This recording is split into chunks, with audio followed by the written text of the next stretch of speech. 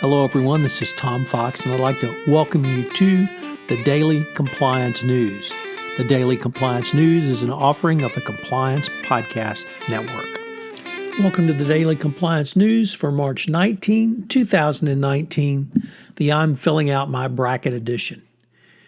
In today's news, we have a story from the Wall Street Journal that U.S. prosecutors have opened up, criminal prosecutors have opened up an investigation into the approval process by the FAA over Boeing's 737 MAX plane.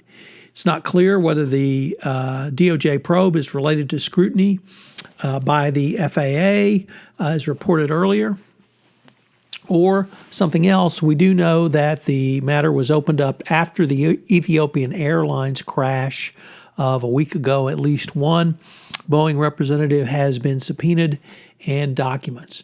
The issue is, of course, regulatory capture. Second up, an article from the Irish Mirror where the Irish police force, the Garda, has smashed a money laundering empire as they seize 115 high-end vehicles in cash in dawn raids on Limerick, or rather in Limerick. The operation was against a drug dealing gang in Limerick City and was led by the Emergency Response Unit and Criminal Assets Bureau. The gangs were alleged to have been running a massive drug dealing enterprise in Ireland and laundering their money by buying high-end cars going forward. Next up, an article from Francine McKenna over at MarketWatch. The FDIC has agreed to settle with PwC at an amount of $335 million for faulty audits for professional negligence in the audit of Colonial Bank, which failed back in 2009. Colonial Bank had assets of $225.5 billion, and the loss to the deposit insurance fund was estimated at almost $3 billion. The settlement comes after a federal judge held PwC liable for professional negligence in its audit at Colonial Bank after a bench trial back in 2018.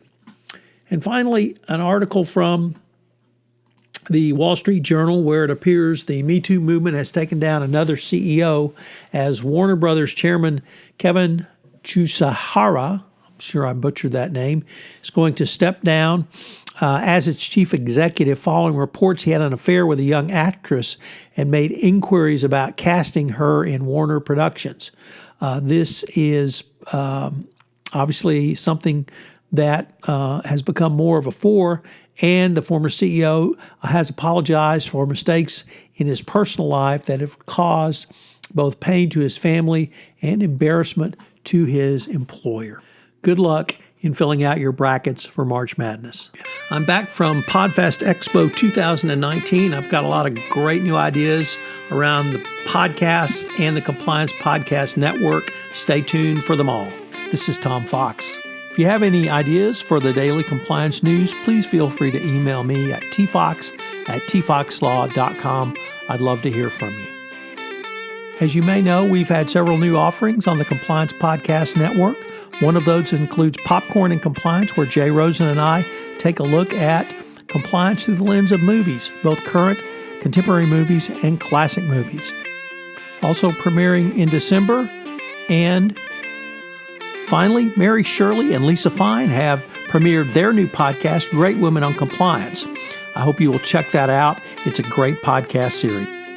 We have several other offerings that are in production that will go live hopefully in Q1 of 2019. I hope you will check back to see the offerings on this Compliance Podcast Network.